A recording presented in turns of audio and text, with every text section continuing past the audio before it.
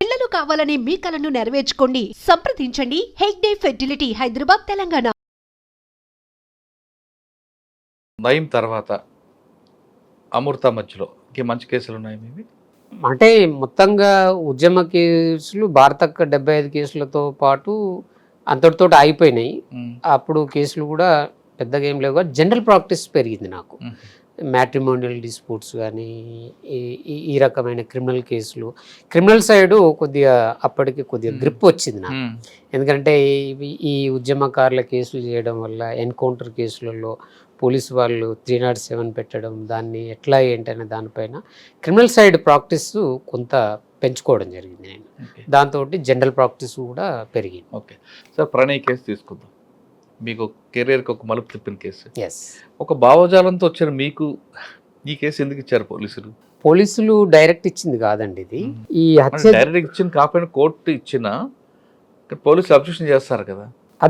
అదే ఇక్కడ ఏంటంటే హత్య జరిగిన తర్వాత అది చాలా వైడ్ ఎక్స్పోజ్ అయింది. హత్య జరిగిన 2-3 గంటల్లోపే అక్కడ హక్కుల సంఘాలు, పౌరకుల సంఘం వాళ్ళు, అక్కడ ఉన్నటువంటి అందరూ హాస్పిటల్ దగ్గరికి వెళ్ళడం. నల్గొండకి వెళ్ళి నేను కూడా వెళ్ళాం. నేను ఇంకా కొంతమంది మిత్రులం వెళ్ళాము.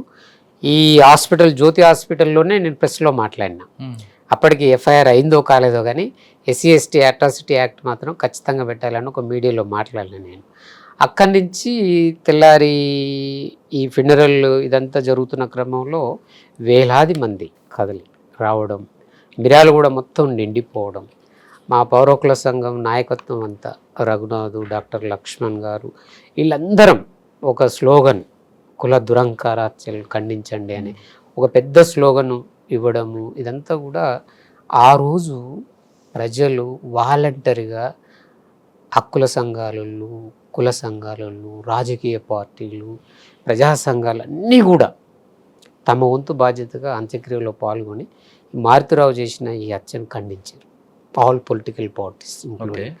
సో ఇది పోలీసు యంత్రాంగాన్ని కదిలించింది ఈ ప్రజా వెల్లువ ఇదంతా. సో అక్కడ అంత్యక్రియల తర్వాత మళ్ళీ పౌరకుల సంఘం నాయకత్వంలో వెళ్ళి బాధితుని మన ఈ కుటుంబాన్ని కలిసి, బాలస్వామిని కలిసి ఒక భరోసా ఇవ్వడం, ఇదంతా కూడా జరిగింది. అప్పుడు నేను అనుకున్న ఏంటంటే ఈ కేసు నేనే చేయవచ్చు అని చెప్పి అనుకున్నాను నేను ఆ రోజు. ఎందుకంటే ఈ SC/ST యాక్ట్ మీద మంచి గ్రిప్ ఉంది మాకు. అప్పటికే 10 సంవత్సరాలు పనిచేసిన యాక్ట్ మీద. సో ఆ తర్వాత విక్టిము వీళ్ళు వేరే అడ్వకేట్స్ని చూసుకోవడం, పర్చూ చేయడం, ఇదంతా 1 year ప్రక్రియ జరిగింది. 1 year 6 నెలలు అట్లా జరిగింది. జరిగిన తర్వాత ఈ మారుతిరావు PD యాక్ట్ మీద బయటకు వచ్చిన తర్వాత కూతురు కోసం రాయబారం పంపి మళ్ళీ అమృతను తీసుకురావాలని చెప్పి ప్రెషర్ చేసినప్పుడు మీడియేటర్లు పంపించి మాట్లాడినప్పుడు అప్పుడు పోలీసు వాళ్ళు ఏం చేస్తారంటే ఒక కేసు పెడతారు మారుతిరావు మీద. కేసు పెట్టినప్పుడు ఏంటి అని అంటే ఎఫ్ఐఆర్ అయింది కాబట్టి కోర్టు బెయిల్ కండిషన్స్ చాలా సీరియస్గా, అప్పుడు స్పెషల్ జడ్జి ఉండే, ఇలా బెయిల్ గ్రాంట్ చేస్తూ 90 days తర్వాత ఇచ్చినటువంటి డిఫాల్ట్ బెయిల్లో కండిషన్స్ చాలా పెడతాడు అనమాట. సో ఇంకా నేరం ఫర్దర్ అఫెన్స్ చేస్తే బెయిల్ క్యాన్సిల్ అట్లా. సో ఎఫ్ఐఆర్ కాగానే బెయిల్ క్యాన్సిలేషన్ ఆఫ్ బెయిల్ కోర్టులో వేయాలి. వెయ్యాలంటే ఎవరు వెయ్యాలి? అప్పటికి ఛార్జ్ షీట్ ఫైల్ చేసి రంగనాథ్ గారు ఇదంతా కోర్టులో వేయడం, ఈ పీపీ ఎవరుంటే బాగుంటుంది అనేది ఒక చర్చ జరిగింది. జరిగినప్పుడు వాళ్ళు ఏం చేశారంటే అప్పటికి బాలస్వామి వైపు నుంచి కొంత పరిచయాలు, రఘునాథ్, నేను వెళ్ళడం, మాట్లాడడం జరిగింది. కాబట్టి ఇక వాళ్ళు ఏమన్నారంటే నరసింహ గారిని చేసుకోవడం బెటర్ కదా అని చెప్పి బాలస్వామికి ఐడియా వచ్చింది ఆల్రెడీ. వాళ్ళు ఏం చెప్పలే, పోలీసు వాళ్ళు చెప్పలే. ఆయనకి ముందు పరిచయం ఉందా? మేము పోయినాంగా హక్కుల సంఘంగా పోయి మాట్లాడము, రఘునాథ్, నేను మాట్లాడి. అంటే బాలస్వామి గారు మీకు ప్రపోజల్ పెట్టారు? మా పైన అప్పటికి పరిచయాలు ఉన్నాయి. అప్పుడు ఎవరేంటి అని అంటే లోకల్లో నరసింహ ఉంటాడు కాబట్టి నరసింహన్ అయితే ఫస్ట్ స్పెషల్ పీపీగా ఆర్డర్ తెచ్చుకోండి క్యాన్సిలేషన్ ఆఫ్ బెయిల్ వేయడానికి అనేది ఒక ప్రపోజల్ వస్తే అది నేను కాన్సెంట్ లెటర్ ఇస్తే కలెక్టర్ గారికి అప్లికేషన్ పెట్టిస్తే కలెక్టర్ గారు 2/12/2018 నాడు నాకు ఆర్డర్ ఇస్తాడు. స్పెషల్ పీపీ గారు. అక్కడి నుంచి మొదలవుతుంది అది. అప్పటికి మిర్యాలగూడ డిఎస్పీ గారు ఒక లెటర్ హెడ్ రాసుకొని వస్తాడు, ఇది రిప్రజెంటేషన్ లాగా ఎందుకు క్యాన్సిల్ చేయాలనేది. అప్పుడు నేను క్యాన్సిలేషన్ ఆఫ్ బెయిల్ ప్రిపేర్ చేస్తాయి. 2018లో మారుతిరావు బతికే ఉంటాడు, బెయిల్ పైన వస్తాడు. క్యాన్సిలేషన్ ఆఫ్ బెయిల్ వేసినప్పుడు నేను వివిధ హైకోర్టు, సుప్రీంకోర్టు జడ్జిమెంట్స్ కోడ్ చేస్తూ ఫైల్ చేసినాక వాళ్ళ కౌంటరు ఫైల్ అవుతుంది. ఇక ఇయరింగ్కు అప్పుడు స్పెషల్ కోర్టు జడ్జి ట్రాన్స్ఫర్ పైన భువనగిరికి వెళ్తాడు. Incharge court family court. Hearing ఒక డేట్ ఉంటుంది. ఇక మారుతిరావు తరపున ఏంటంటే సుప్రీంకోర్టుకి వెళ్ళి కౌన్సిల్ వస్తున్నారు అనేది ఒక ప్రచారం జరిగింది. మరి ఆయన ఎట్లా ఎదుర్కొంటావు నువ్వు అనేది నా మీద ఒక సవాల్ నాకు. సరే నేను చాలా సీరియస్గా ప్రిపేర్ అయి ఉన్నా. అప్పటికి బాలస్వామి కుటుంబం, అమృత, నేను నా మీద నమ్మకము ఉందా లేదా తెలియదు కానీ ఒక భరోసా లేదా వాళ్ళకు. ఎవరు పీపీగా ఉండాలి, ఎవరు ఈ కేసు, అటువైపు చూస్తే మారుతారో ఎవరినైనా కొనేస్తాడు, ప్రలోభాలకు గురి చేస్తాడు. మీకు రాలేదు ఆఫర్? అదే చెప్తున్నా. అయితే ఈ క్రమంలో ఒక పెద్ద చర్చ, డిబేట్, వాళ్ళ నాన్న ఎవరినైనా కొనేస్తాడు అనేది ఒక చర్చ జరుగుతుంది. ఆ క్రమంలో వీళ్ళు కూడా చెక్ చేసుకున్నారు ఎవరుంటే బాగుంటుంది అనేది. అప్పటికి బాలస్వామి మిత్రులు, వాళ్ళకు ఉన్నటువంటి సర్కిల్ ఇదంతా, అరే వీళ్ళు నరసింహ రఘునాథ్ అంటే పౌరకుల సంఘం బ్యాక్గ్రౌండ్, పోలీసు వాళ్ళు సపోర్ట్ చేయరు వీళ్ళకు, వీళ్ళని అవాయిడ్ చేయడమే బెటర్ అనేది ఆయనకు అడ్వైజ్ చేయడం. ఆ తర్వాత పీడీ యాక్ట్లో వాళ్ళకు అడ్వకేట్ని ఎంగేజ్ చేయడం హైకోర్టులో. ఇదంతా హైకోర్టులో కొద్దిగా వాళ్ళ కమ్యూనికేషన్ గ్యాప్ రావడం. అమృతకి ఇవన్నీ కూడా కొద్దిగా అనుమానాలుగా ఆమె అనుకున్న తర్వాత తక్షణమే ఒక అడ్వకేట్ అయితే కావాలి అన్నప్పుడు నేను కనపడ్డా వాళ్ళకు. సో ఆర్డర్ కాపీ తెచ్చుకున్న క్యాన్సిలేషన్ ఆఫ్ బెయిల్ వేసిన. ఈ క్యాన్సిలేషన్ ఆఫ్ బెయిల్ నాకు పెద్ద సవాల్. అంటే కుటుంబం భరోసా నా మీద ఉండాలంటే నా ఎఫిషియన్సీని చూపించాలి. ఎట్లా, how to prove my efficiency అనేది ఒక అవకాశం దొరికింది అనేది నేను భావించి క్యాన్సిలేషన్ ఆఫ్ బెయిల్ ఇయరింగ్కు బాలస్వామిని, అమృతను, వాళ్ళ కుటుంబ సభ్యులందరినీ కోర్టులో కూర్చోబెట్టిన. మీరు ఏ గ్రౌండ్స్ చేశారండి? అంటే కండిషన్ వైలేట్ అయిందిగా. అండ్ బెయిల్ కండిషన్ ఏంటంటే ఫర్దర్ అఫెన్స్ చేయొద్దు అనేది. ఇక్కడ ఎఫ్ఐఆర్ అయింది. ఎఫ్ఐఆర్ గ్రౌండ్ ఇక్కడ క్యాన్సిలేషన్ ఆఫ్ బెయిల్ కోసం. బెదిరింపులు సరిపోయిందా? అది ఇక బ్యాక్గ్రౌండ్ వైలేషన్, రెగ్యులర్గా పీడీ యాక్ట్ ఇదంతా ఉంది కదా బ్యాక్గ్రౌండ్. కానీ మధ్యలో మీకు ఏమైనా ఉందా? అక్కడ దాకా ఆఫర్ అనేది ఎప్పుడు లేదు. కానీ ఈ క్యాన్సిలేషన్ ఆఫ్ బెయిల్లో ఇయరింగ్ అనేది ఒక అద్భుతమైన ప్లే చేసిన నేను. ఎందుకు అనంటే ఫస్ట్ కుటుంబానికి నా మీద భరోసా కావాలి. ఇంత పెద్ద కేసు నా వెనక బ్యాక్గ్రౌండ్ లేదు, నేను సీనియర్ను కాదు, అప్పుడప్పుడే ఎదుగుతున్నటువంటి అడ్వకేట్ను ఇంత పెద్ద కేసు ఎట్లా హ్యాండిల్ చేస్తాడు అనేది ఒక పెద్ద డిబేటు, చర్చ ఇదంతా జరుగుతున్నప్పుడు నేను ప్రూవ్ చేసుకోవాలి. కాబట్టి నేనేం చేసినంటే చాలా ప్రిపేర్ అయ్యి ఈ జడ్జిమెంట్స్ ఇవన్నీ కోట్ చేసిన. సుప్రీంకోర్టుకి వెళ్ళి వస్తున్న అడ్వకేటు ఇక్కడ సీనియర్ కౌన్సిల్ అడ్వకేట్ జనరల్గా పనిచేసిన సివి మోహన్ రెడ్డి గారిని దింపారు. అవునా?